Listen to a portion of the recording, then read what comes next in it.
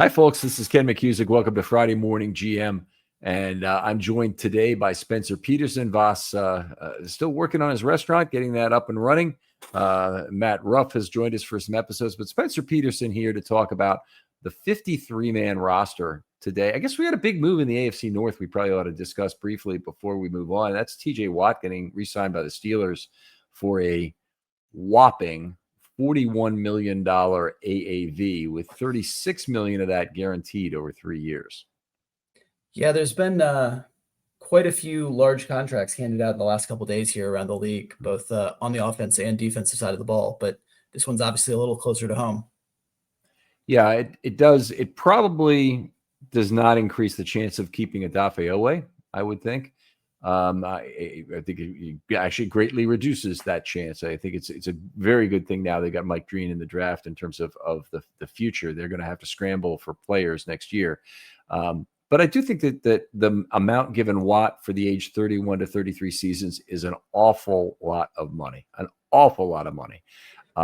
I probably would be a little bit, I would have potential buyer's remorse right now if I were a Steelers fan about that purchase. It's be very hard to get a return above your expectation for this kind of contract.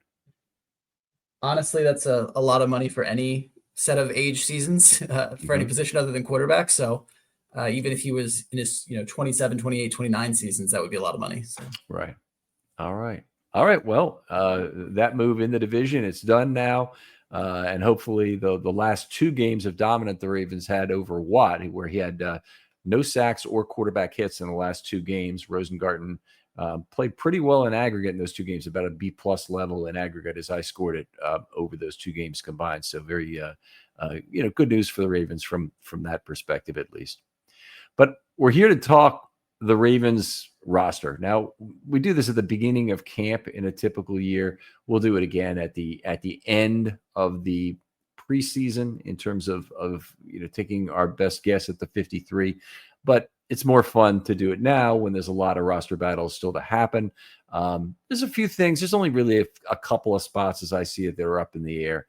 But we'll start at the quarterback position, where I don't think there's a lot of question about what's going on. I have the Ravens keeping two quarterbacks. Do you have a different two or the same two? What do you have? I thought about making a joke here, but it's very much the same two. I think this is the chalkiest of all the positions on the roster. Same two. I assume you have Jackson and Rush. Yes, Jackson and Rush. I do think there's a fairly good chance Leary will hang on the practice squad this year. I don't think there's a big risk he gets taken by anybody else. And I think, knowing the system for a year or two is probably some value to that. Maybe there's some value in trying to make him into a scout team player, although typically a mobile quarterback is more suited to that. But Leary could try and do some of the things they expect the opposition to do in terms of scout team play. Move on. Talk about wide receivers here. How do you have that shaken out? So pretty sure we're going 6 here. I think it's a pretty set 6. We've got Flowers, Bateman, Hopkins, of course, is the big 3. Then Wallace, Walker, and Wester. A lot of W's there on the back end of the group. But I think that's a pretty set one as well.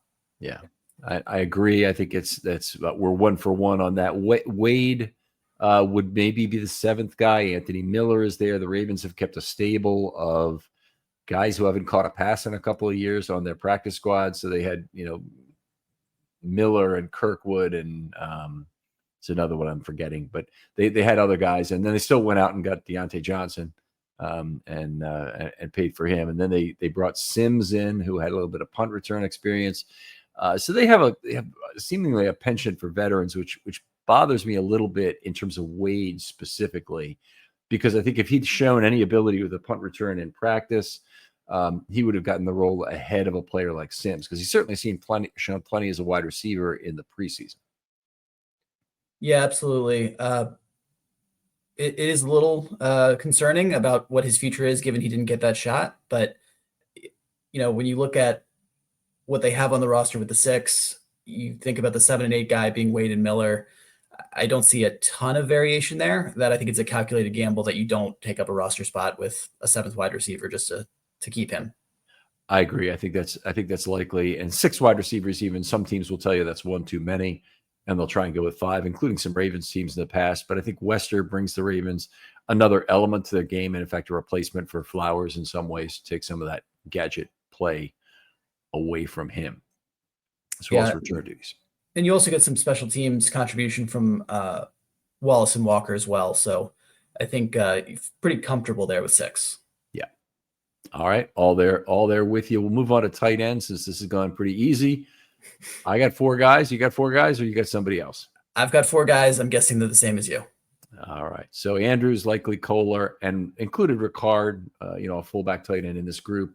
You wouldn't have to, but he does play a fair amount in line, so it's probably the appropriate place for him as opposed to running back. The danger, obviously, all 4 of those guys, their contracts are up at the end of 25. They did reportedly make an offer to likely at $13 million. How would you feel about that per year? I would be ecstatic at $13 million a year if we could get him at that. I don't think that gets it done. I wouldn't think that's a clearing contract offer, but I would be very happy with that outcome. Okay, fair enough. And then it's certainly possible that Andrews gets a contract. I think it's very likely Ricard is still here in 26, unless he starts to show his age and injuries wear him down to a significant degree this year. And then Kohler is another one. I don't really have a good estimate of his value. I think he could easily be somewhere else next year on a contract that maybe looks similar to the guy who went to the Vikings a couple of years ago, Oliver, right? Yeah, Josh Oliver. Yeah, and we did not see that coming in terms of the total dollar value. No, not one bit. I do think Kohler could be a guy that surprises a lot of people and gets the Boyle-esque extension kind of before everyone else gets re-signed. But I don't know that I would want it to be at Josh Oliver money. So right, yeah, they've got it. There has to be a level at which they say no, and no matter what they have a fair amount of rebuilding at the position they have to do with a young player. Mitchell, Payton, and Pitts are the next guys, and neither of them has any kind of real background of playing football for at any kind of level. Pitts played a D3, I guess. It was Minnesota Duluth or something he played at, and Mitchell Payton, I think he might still be an IPPP exemption player. I might be wrong about that. Do they have multiple? They got one ready to go on a Jabo. Was there another guy that has it currently? I think Okoye has one as well. Yes. Yeah, I think you're right too. And I think they only get one, but it may only be you get one to extend the practice squad when that happens. They've got to take spots on the 90 now, but they just have cleared people like Okoye and but I'm not sure about Mitchell Payton, whether he's IPPP or not. Yeah, I mean, I think the bottom line there is not a lot exciting outside of this top 4. And, when you look to 2026 and beyond, I don't think you're penciling them in to absorb any of those departures. No, I would agree with that. And Mitchell Payton, just right now, Zaire Mitchell Payton is 6'5", 257. And still a first-year player, which means he has no NFL experience. I think he's probably got more of what the team would expect as a blocker than Sam Pitts, who's a little bit leaner and taller. So we'll see how that plays out this summer. It'll be interesting to see them both play a little bit. Let's move on to the running back position. I did see one other depth chart that had Rasheen Ali as the 3rd running back for the Ravens. I've got it a little bit differently. How about you? I do as well. I have them kind of at my baseline 53. I've got 3 running backs being Henry, Hill, and Mitchell. Mm-hmm.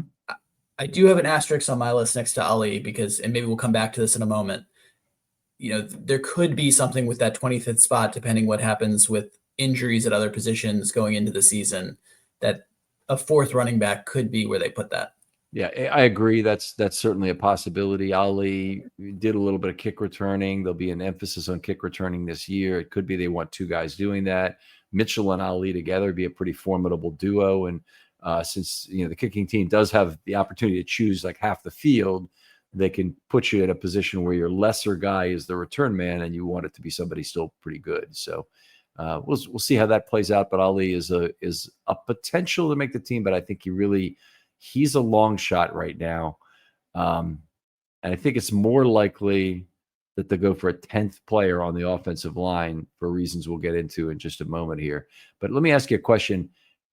In terms of Henry, Mitchell, and Hill, if you had to divide out the touches, not just the carries, but the touches among those players, how would you divide it out, maybe percentage-wise? And I got to do a little math here myself and come up with an estimate.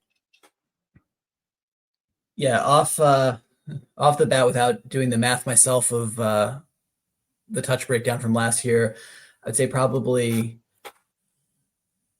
about 65 to 70% Henry, 25% Hill, 10% Mitchell, 10 to 15% Mitchell. Okay. It's fairly close. I think you might have gone over 100% there, but that's okay. I said 70% for Henry, 18% for Mitchell, and 12% for Hill. But the more I think about it, the more I think it's probably more likely 18 and 12. Hill and Mitchell, since we see more of Hill as a receiver this last year. Mm-hmm. Mitchell's been terrific, by the way, as a receiver. He's great, receiver of the ball in space. So if they used him more as kind of a flanker, I think he could see more touches than a Hill might in a fairly limited set of snaps as well.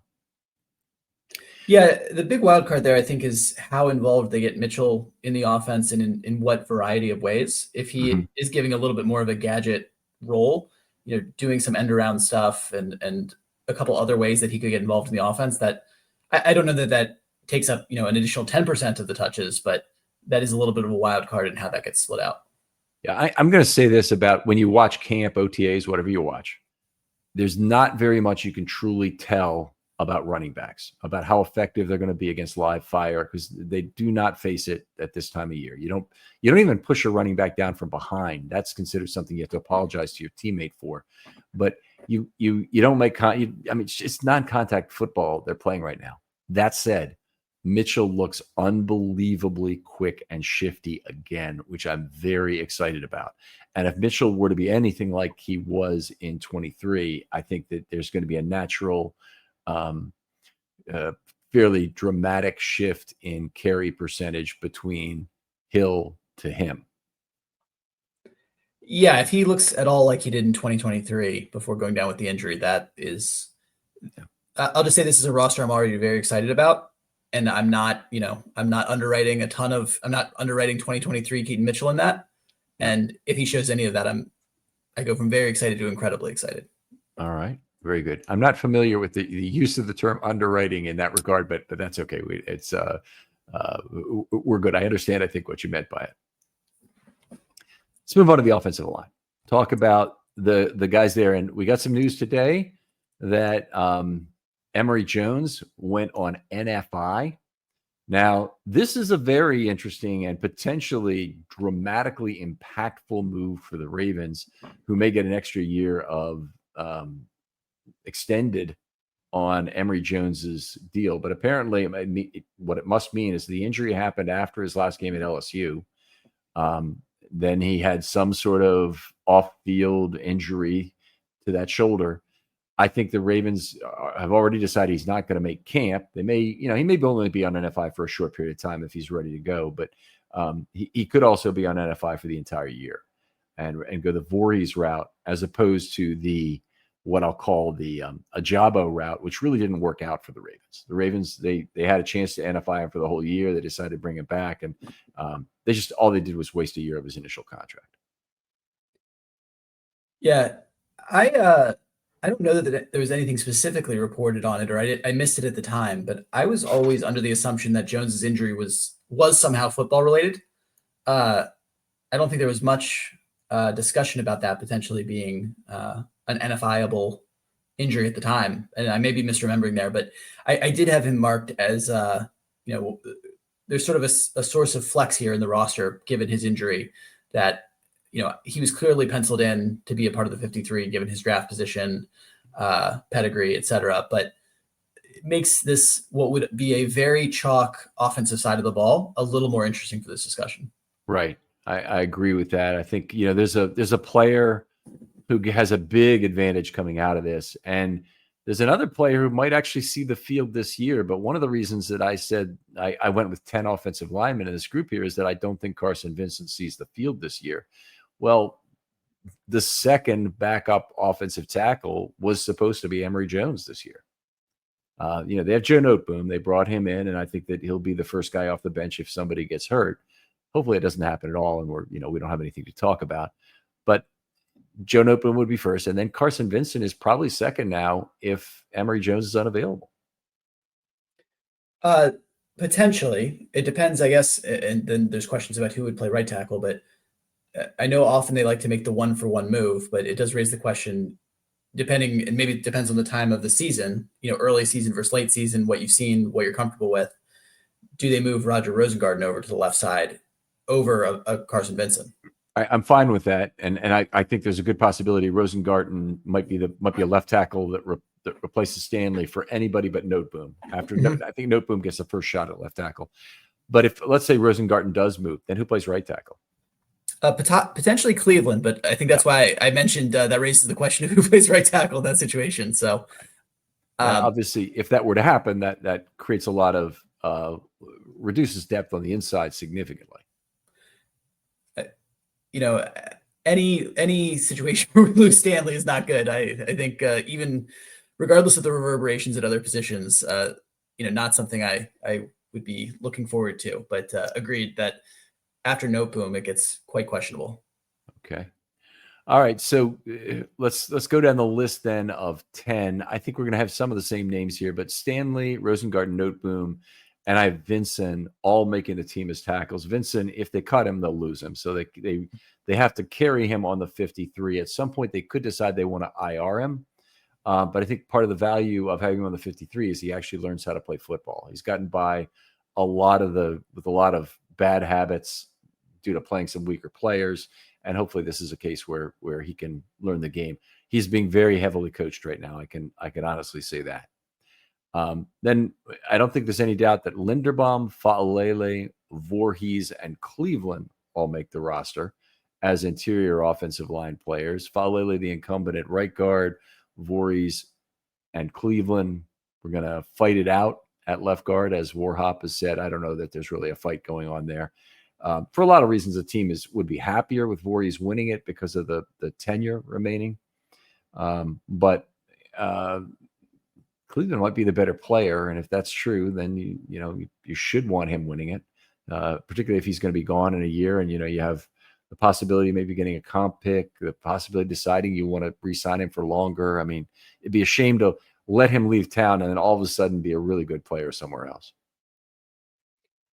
Yeah, I think given the runway with Voorhees, I think a couple of the benefits that you just mentioned of if Cleveland works out, whether it be comp pick, whether you bring him back, I wouldn't lean too heavily one way or the other on the contract piece, just because I think either route has benefits. Mm-hmm. In terms of making that decision specifically. It is interesting given that Cleveland's a guy who seems like he's been in Harbaugh's doghouse in the past, had the issues in the offseason, kind of turmoil or tumult in his personal life. And, seems that they're giving him a second chance. It would be bizarre if he's, re-signed to just not get a look, but it'll be interesting to see how that plays out. Another point here is that Cleveland is their most versatile lineman right now, which is crazy talk that this has happened. That you go from McCary, who's a 5-position player, you could put him in any of the spots and he'd be okay. To Cleveland, who's now has a little bit of experience with some snaps at center in camp, could play, left guard, right guard, and maybe right tackle. As you said earlier, I wouldn't see him at left tackle ever, but I don't think the Ravens need that as long as one of their big 3 tackles is still ready to go. So it boggles the mind. We've gotten to this point where Ben Cleveland is the most versatile lineman. But the point I wanted to make out of this is that is a reason not to start him at left guard. Is if you want him as a 6th man and you want him to have the trump card who can fix one problem for you, he could be helpful. Agreed. All right, we'll move on. Garrett Dellinger. I'm sorry, do I have his first name correctly? Correct. I just always had to make sure. Yeah, Garrett Dellinger. Yeah. guard and occasional. I had a few snaps at center at LSU. A guy who could play the interior guy, I think, is a project for next year. I don't think there's a better option, even though he's a 7th round pick and is not guaranteed anything. They have some guys that I have on the outside looking in right now in Bullock and Dalkert and Holsky. Holsky is a guy they're trying out at center some. Those guys, I guess they could win a job away from Dellinger, but it sure looks like a couple things have been said. One was that Warhop was very happy with the LSU linemen and how Brad Davis coaches them. I didn't mention him specifically by name, but he mentioned the school they came from, so it's obvious who he's talking about. And I think that Dellinger is the guy most likely to get a real look as Linderbaum's 2026 replacement if Linderbaum ends up leaving. They just can't come to terms. Yeah, I'm in the same boat. I've got Dellinger penciled in as a part of the 53, and I think opposite to what I said about comparing Cleveland Voorhees, I think Dellinger versus Samac, given what you just outlined, the additional year of team control there is incredibly compelling for Dellinger. Yeah, and I wouldn't necessarily have Samac making the roster if I thought Emory Jones was going to be ready for the opener, but my indication would be now that's probably not happening. I think we're more likely to hear Emory Jones is having surgery during the next 2 to 3 weeks than we are likely to hear any positive news about him returning. And if he has surgery, more than likely he'll be gone for the year, and we won't see him again. But anyway, shoulder injuries are serious for offensive linemen. That leaves us with a handful of players here who could take that 10th roster spot if you're going to keep 10.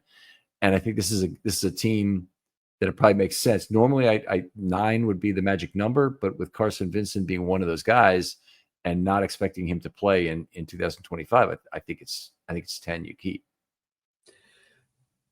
I largely agree. I don't know that there's anyone I'm super excited about to fill that 10th spot. Mm-hmm. I almost have it as Samac by default. Mm-hmm. I think the kind of pivot point or the next most likely person to take the 25th spot on the offense for me would be Ali, but he's not screaming for that in my mind. Right. So given what you mentioned about Vincent, I would lean towards an offensive lineman for that 10th spot and most likely Samac almost by default.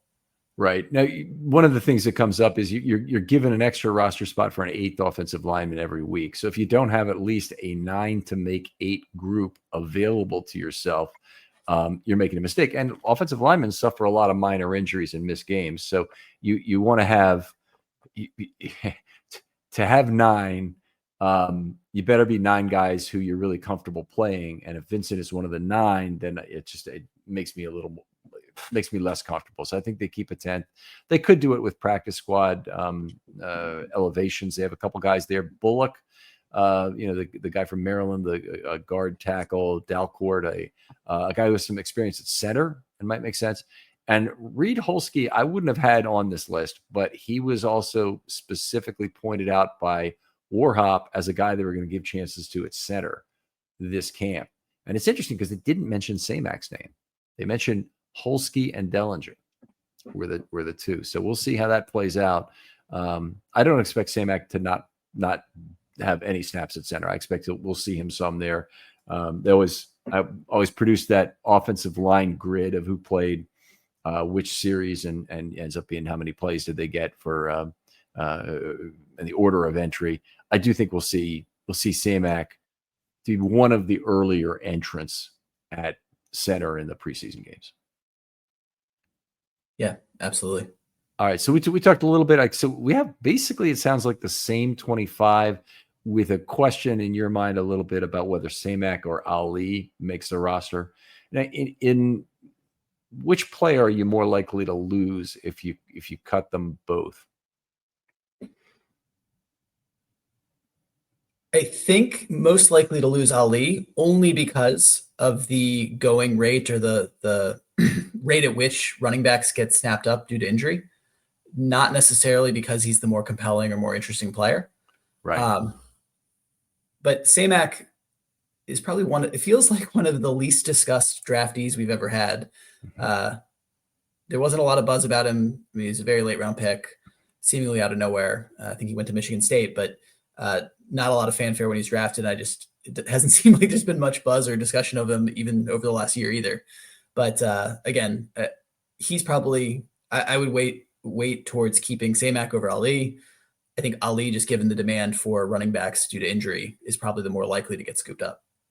Yeah, I don't disagree with that. I think there are the running back size and shape pool is very, very large indeed. It's just be a good athlete and have experience at that position. An awful lot of players do, and a lot of good athletes gravitate towards the position, even with the going rate on running backs being not that great salary wise, and the longevity at the position being not that great. This year, I think maybe a little bit of extra value to have an extra running back around for the kickoff return duties that will have the punitive 35-yard line start point. And Harbaugh at least seems to have decided that that's a good position group to do your kickoff returns, that, we don't need to have wide receivers like a Tylan Wallace might be able to do the thing, but Chris Moore in the past would have been a guy they'd have returning kicks. But under the new system, it's more, Keaton Mitchell mentioned this, I think, when he's at the podium, was more like a zone run play. And running backs are just exceptionally qualified to do that kind of work. So it could be something that gets Ali a job specifically. But anyway, 25, 25, and 3 is the typical Ravens roster composition. So we've got the same guys. I think we'll move over to defense. We'll probably have more differences. But let's move it over to the interior defensive line right now. I've got 5. The Ravens have gone with 5 for several years now. Who do you have? So kind of the core guys, Matabike, Jones, then Washington, Peebles. Then it gets interesting. So that's 4. Slightly leaning right now towards Jenkins over Jones for the 5th defensive lineman. And reason there being, I think he has a little bit of bonus money. Brian McFarland, I don't see that on his page on Russell Street Report, but looking at Spot Track and a few other places, which aren't always accurate, it's like $300,000 of bonus money, if I'm not mistaken. Again, I wanted to go to Brian McFarland's source to confirm that, so I can't say for 100% certainty, but that would tip the scales in my mind towards him being the on the 53. 325 is what I'm seeing here on OTC. So I think that number is probably confirmed. And I don't remember that being there before. I remembered a smaller number than that, but it looks like there is some significant money there. Now he's 36 years old, but he's played a lot of snaps the last 2 years for Las Vegas. One of the things you could look to is that he might be a more effective player playing less snaps. I think there's also a significant risk that the Ravens' depth does not hold up at the position through camp. You got, a player like Peebles in particular will probably get a lot of preseason action, and it could very well be the case that he doesn't hold up to it as well as we might hope. I will say that Okoye is a massive, massive human being. I probably have him slightly ahead of Jones at this point right now. We'll see how that plays out. Okoye is an interesting case because I think he played no college ball of any sort. So, yeah, what are we doing? He's actually not listed on the roster currently. Can that be correct? That's interesting. He's not listed on the roster currently. They didn't cut him already, did they? I didn't think so. All right. I haven't heard anything, but interesting. Okay. Obviously, I will reverse that if Okoye is not on the roster anymore, but I don't think they've cut him either. I think he's still with the team.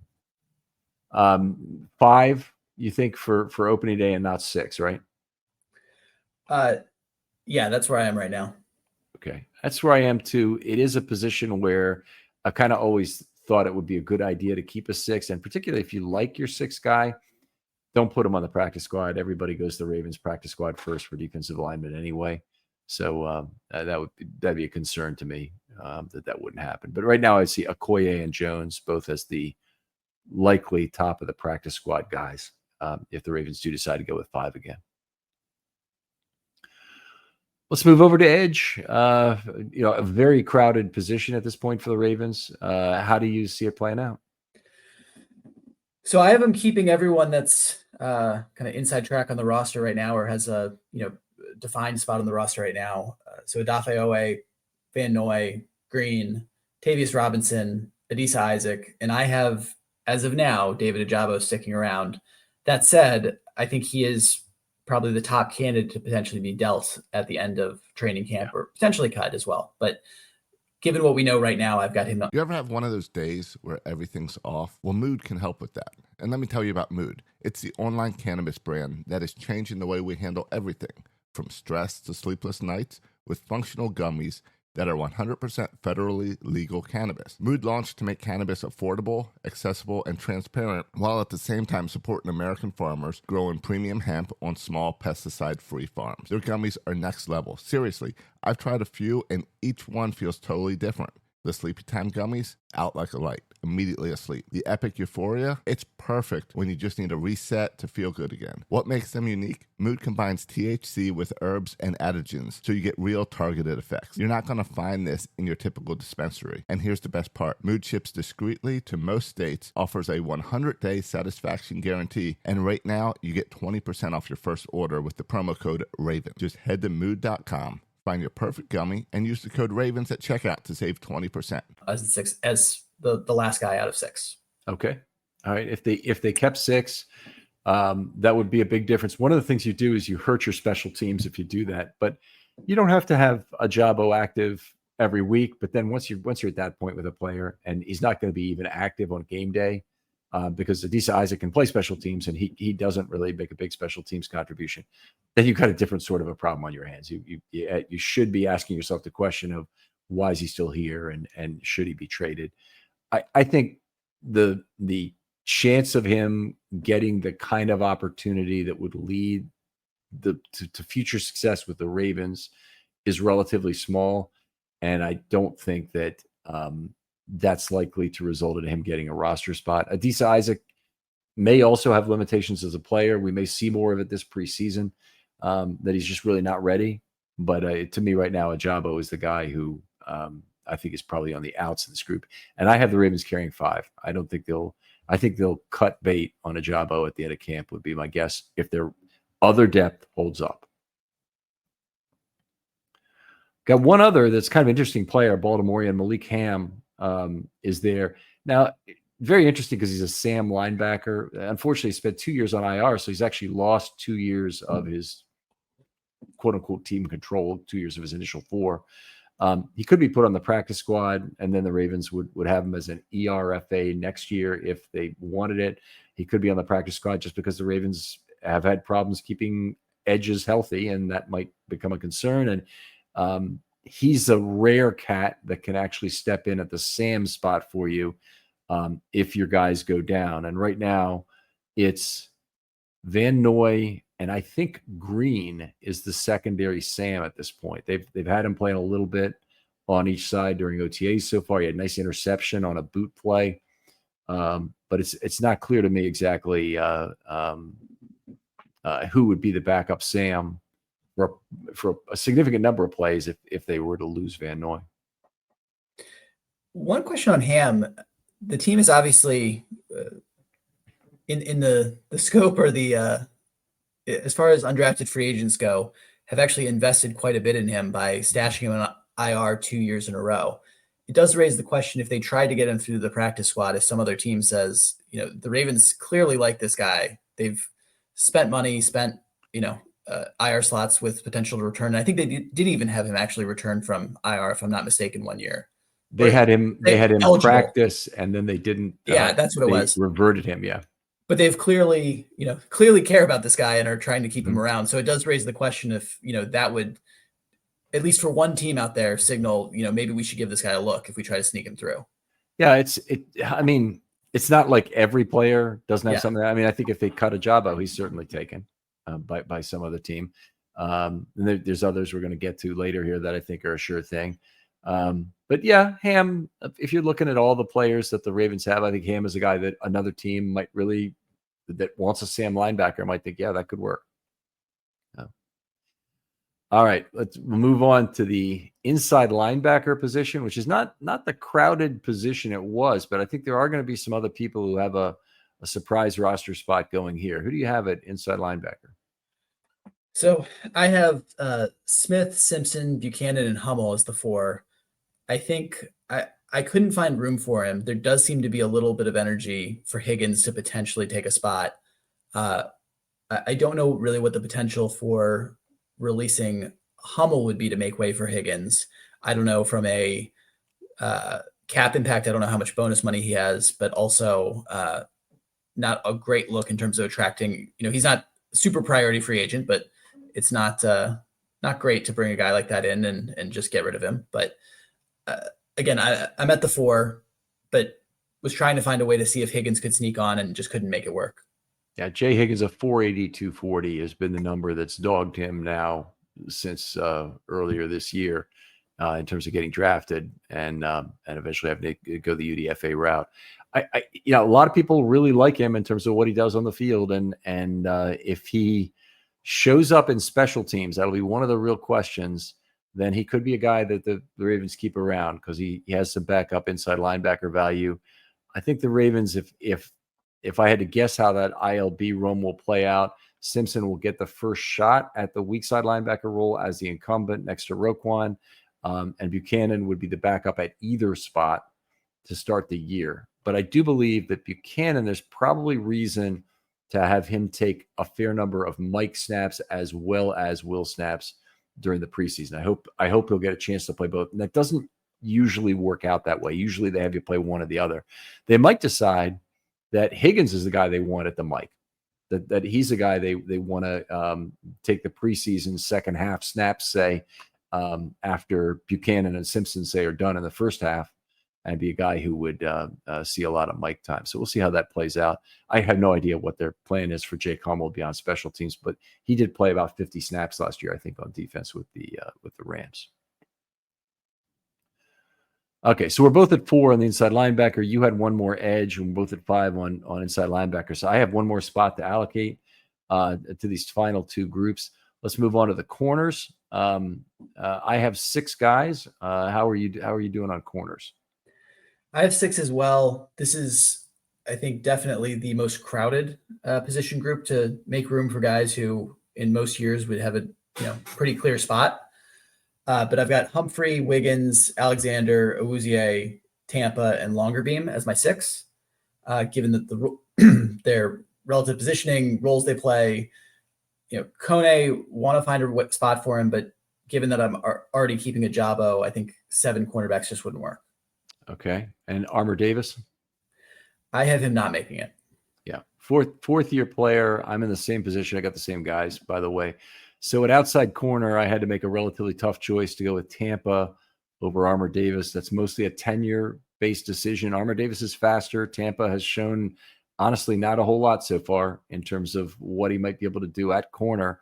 I think there's reason for both players to be raising their hand at right now to say, hey, how about that split field safety role? I think I could play that. And Tampa certainly, either of them has the speed to do it. You got to be the last line of defense as a tackler too, which probably, maybe they're each are a little bit set back in terms of who's the better for that role. But Armour Davis in particular, I think, with this being the end of his tenure with the Ravens, potentially coming in a matter of weeks, really ought to be thinking about versatility. How do I survive in the NFL? And one way you can do that is by taking safety snaps right now. Yeah, if more so Tampa, if Tampa were to jump over the safety spot, that potentially opens up a slot for Kone here. And again, just given tenure and him having 4 years left ahead of him, I would still give him the leg up over Armour Davis personally. But the team seems to like Armour Davis, at least in the past. They've expressed in a couple different ways that they like having him around. Yeah, I agree. Kone, unfortunately, is a little bit like Caillou Blue Kelly in terms of his college stats not being particularly impressive. And, another guy who, up there right around 8 yards per target. And it's not ideal for a draftable player. I think I said it. I think that Kone was, in the 26th percentile in terms of yards per target this last year among cornerbacks that met a qualifying number of snaps. And I can't recall exactly what I did with that. But that being the case, I don't think you lose Kone right away. I think Kone is the kind of type of player you lose in November or December as cornerback replacement level attrits downward with the loss of a lot of players for the season. Yeah. One thing I would just say in response to that, one difference or key difference between Kone and Caillou Blue-Kelly in my mind is that while I agree with you in terms of the productivity, pass defense productivity metrics not being, outstanding for someone who's a draftable prospect, he at least is a positive RAS guy. I think if I remember correctly, Caillou Blue-Kelly was also, there was some questions of, okay, the testing's not even great. So what exactly are we doing here? What do we see with this guy? So Kone does have that going for him at least. Yeah, he has something else going for him also, and this is in the Mark Andrews and Bilal Kone expectation show, is that Kone played a lot of left corner and right corner in the same games. So I see him playing 35 snaps at right corner and 30 snaps at left corner.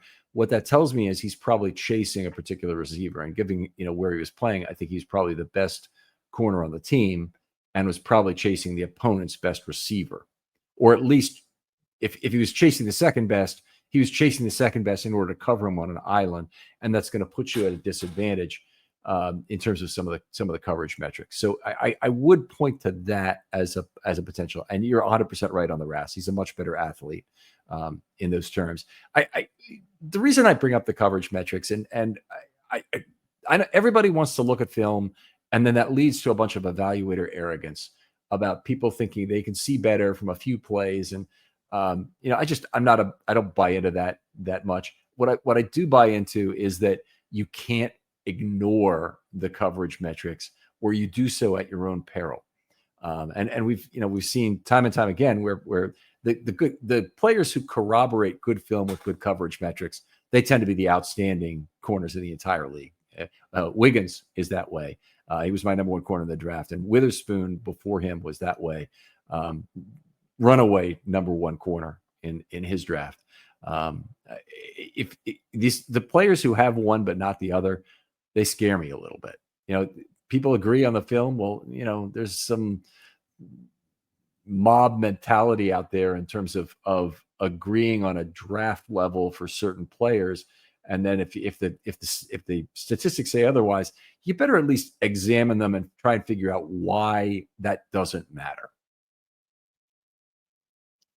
Well said. All right. Let's keep moving on here. The safety room is a room where I decided to cheat a little bit, but Washington went to, it's interesting, to PUP today, which I'm not sure if that limits the latest he could return to the team for practice, but it may not be practical anyway. I'm afraid that Washington is probably lost for the season at this point. Most likely. There was, I think we were talking about it right after it happened, and it's his Achilles, right? Yeah. And there's some happy talk about a November return, which just seems absurd. Yeah. So I assume he's done for the year. I don't know if there's any technical benefit to PUP versus IR now, if that somehow changes what slots you're able to use for who, but I have assumed he's gone the whole year. Yeah. And he certainly won't practice before the season begins, which means he doesn't get in the way of your non-season ending IR decision-making. He stays on PUP, and then you still would have those two spots to use for non-season ending IR before you get to any handshake deals, which the Ravens may or may not have an opportunity to take this year. I'd have to think about who might be that guy. I thought I'd identified one guy that might be it, but I can't think of who it is right now. Originally, I thought Jenkins could be one of those guys, but then when I looked into his contract situation, that didn't seem to make a lot of sense. No, I'm with you. I agree on that. It has to be someone who's a little further down the line in terms of, they have to be a fifth-year player or more. And it's the easiest way is to probably sort the roster that way. But in any case, I don't think the Ravens are going to need more than two if Washington's taking a spot there. If Jones remains on NFI, I believe he can come off, and I don't know what the rules are about him being on the roster. They may need to find him a spot if they plan to take him back. He may take up one of those IR spots. But I just honestly don't know the rules with NFI. It's a fairly rare designation in terms of trying to get him in the year. I should know because we had the Ajabo situation and the Voorhees situation the last few years, right? So the Ajabo one probably more germane to that situation. I think the Voorhees one, he's just gone the whole year. So Yeah. even though we had it, you wouldn't have gotten into the specifics of how exactly they could return. Right. No, that's a very good point. So it would have been a Jabo because the plan was there to have him come back and practice. He is the real question. Exactly. So, but of course, the plan may already, if the plan is for Jones to have surgery, then the plan may be to sit him the entire year anyway. In which case, he falls into the Voorhees category again. So we'll see how that plays out. It is interesting, just very quickly on that topic, because he obviously is a later third round pick, sits closer to Ajabo in draft positioning, but still between Ajabo and Voorhees. Voorhees is a 7th round pick who likely, had we not picked him, would be undrafted. Didn't really have much say in the matter or much leverage to say, no, you're not going to NFI me and have me lose a year of service time. Ajabo, on the other hand, probably a little bit more leverage, bargaining power at the time to say, we don't like that plan if that's the way the Ravens wanted to go. Interesting how Jones would react to, the clock being deferred by a year. And that's without knowing all the specifics of how he got injured exactly. And if this is a textbook NFI where he should be losing a year of service time because he did something, outside the bounds of his agreement with the team. But interesting seeing kind of that edge case in between the two situations. Yeah, I mean, I agree with that. I don't know that I put too much stock into what round they were drafting be the deciding factor. In the end, it's a unilateral decision, I believe, on the club's part. Pat Kerwin always thought about, be something he would use punitively during his time with the Jets. Is to slap an NFI designation is the term, the action verb he uses with it. So it's as in, you want to try that with me, I'll slap an NFI designation on you, kind of thing. It is something I believe the club has the decision to make. I don't know what power Jones would have. I don't believe he can re-enter the draft or anything like that at this point. But he potentially could be unhappy, and it could look bad for the Ravens that they have done this to a player. I think maybe he would have the potential to file a grievance over the thing, but I just don't know. Yeah, and I'm getting more to the not wanting to risk them be unhappy. Like the far end of the extreme is you draft a quarterback top 5 and something happens. You don't want to create an acrimonious relationship early by doing something like that. And that's one far end of the extreme is more what I'm getting at here. Okay. All right. Well, fair enough. Let's move on. Talk about the safeties. It remains a very thin position from my view, and it certainly is not any beefier with Washington now looking certainly like he's gone for the year. I've got 3 guys that I think for certain make it. I've got a 4th guy who I think makes it as we set. And I've got a 5th guy who's not on the team currently who I think will make it. So this is how I cheated at the position. I'm glad you did, because it gives us a little bit of variance in our list here at least. Okay. But I've got 4. I was +1 on edge with Ajabo. So I've got Hamilton, Starks, Kane, and Braid as the 4. And this is probably the position that the last spot there I feel the least strongly about. I want to feel great about it. I'm a Maryland alum, but that's one where you're not on team yet. I could see supplanting Braid in my version of this. Well, I mean, I'm basically putting Braid on over Ajabo, if you think about it, me, because I'm saying Mr. Not on team is going to be on the team by the time the year starts. That safety group, they've got guys. I mean, they've got Igbinosin and who's the other one?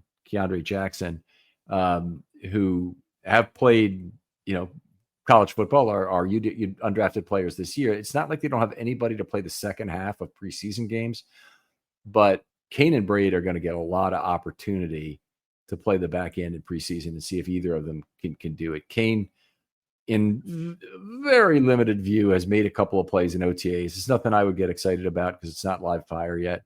But if he does get back in there in live fire, we see he can tackle. We see he's in the right position generally. Maybe makes a play or 2 on the ball, shows up with good bracketing. Then I get a little bit more excited about that. Even if that occurs, I still think the Ravens need another safety. I think they need another guy to feel secure about having 3 back end guys in addition to Hamilton that would allow Hamilton to be used other places and still be okay if an injury occurred. Yeah, I'm with you on that. I'm a little, I wouldn't say shocked, but there's part of me that wonders why they haven't brought someone else in. It's a true free safeties are indeed rare, but a split field safety is not the rarest of rare size and shape pools out there. Mm-hmm. You would think that there is someone they could find that they liked. And I think you keep talking about this in the last draft or two, that is a year one player or whatever the designation might be that they liked at the time that they could bring in. I'm a little surprised they haven't done that yet.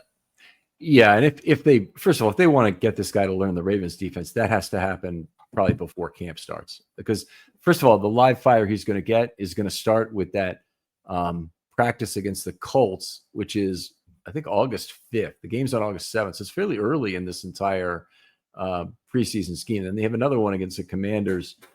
The game is 2 weeks later on the 21st, and the practice, on the 23rd, but the practice against the Commanders on the 21st, which gives them some more live fire then too. But if they wanted to bring in somebody and they thought they had somebody they liked better than Jackson and Igbinosun, then I think they would do that before camp began. I think maybe that guy is still a veteran. I'm not crazy about it. I don't, I don't really like it. Or maybe he's on another team and they're waiting for a cut. But the veteran name that I could bring up that I think would not let the Ravens down in terms of being in the right position is Chuck Clark. I think he should be willing to play for the vet minimum. Guy, obviously very smart guy, ran the defense before when he was here. Would make a lot of sense to bring him back. I have a hard time believing Chuck Clark would not want to play for the vet minimum here. Do you even contend that you might be able to guess at what his feelings might be about coming back and trying for a ring in Baltimore after having made some money with the Jets? I don't know the interpersonal part of it. I would hope he'd be open to coming back. I don't think it was some terrible, split when he was dealt to the Jets, but I was just checking really quickly. And I guess they were a couple years apart. If he ever overlapped with Orr on the team, but I think he was several years after him. Or was Orr's last year 2017? It might have been. I thought it was 2014. Oh, was 2014 his last year? No, 2014 and 2016. So they just missed. He might have been, or might have been still around the building, like basically as his career was being declared over for the medical condition in 2017. And they might have known each other, or might have also been a coach at some point when Clark was on the roster. So, it isn't obvious by any stretch that there would be some reason why Orr would be loyal to Clark, but the Ravens organization has, I think, a fairly broad loyalty to Chuck Clark in terms of what kind of a player he is. Yeah, I mean, I would absolutely be open into it. I think there's a little bit of question of, is that what he wants to do? I would think he would, but I don't know the interpersonal dynamics there. The one guy I was sort of hopeful for, given, and it's always tough because to become available, he has to struggle. And then the question is, he struggled. Do you want him? Was Geno Stone. If he was going to be let go from the Bengals, that was one I would be interested in having a reunion. Yeah. It's Geno Stone has some issues as a tackler. The Ravens wouldn't be probably crazy about that, but he certainly was a hell of a ball hawk and very instinctive safety on the back and exactly what you want in a split field guy. Just didn't have a very good year last year at Cincinnati. And Cincinnati did not cut him as of now, right? They forced him to take a pay cut. Oh, really? Okay, good. That's good. I mean, want to have your. I would rather they have released him and we could grab him, but yeah. So what's he playing for this year? Just to take a quick look at that. So come on, Gino. Where are you here? Okay, I'm having some trouble bringing this up, but I'll do this at a later time. So anyway, I think there's a question there. I'm not really completely set on Braid. I wouldn't be terribly upset if they got a safety I thought they really could trust, and Kane was their fourth safety. Like it was Clark and Kane. I wouldn't be that upset about it, but it's not a big investment in the future. You're not making a good, solid investment in 26. Now you got a young safety you're going to give a lot of money to, and you got Malachi Starks, who's a first-round draft pick, who hopefully will play every snap at free safety for the rest of time, roughly. And we're not in the point where we got to be that worried about having a young player. But the third split field safety role is kind of like another role, and it'd be ideal to have a younger player there if you could, given all of the salary demands of the rest of the roster. So if Clark was here, I don't think it would be stable to assume that he'd be here and then he'd be here for another year at the vet minimum. I think it's more likely he'd be here and then either gone for a little bit more money somewhere else, or not good enough to earn the vet minimum next year from the Ravens' perspective. Somebody else mentioned that Daryl Worley had a halfway decent year this last year with Tennessee. I didn't really look at like PFF grades or anything. I did see it had 52 tackles and played just 9 games, which is a high tackle total for that. But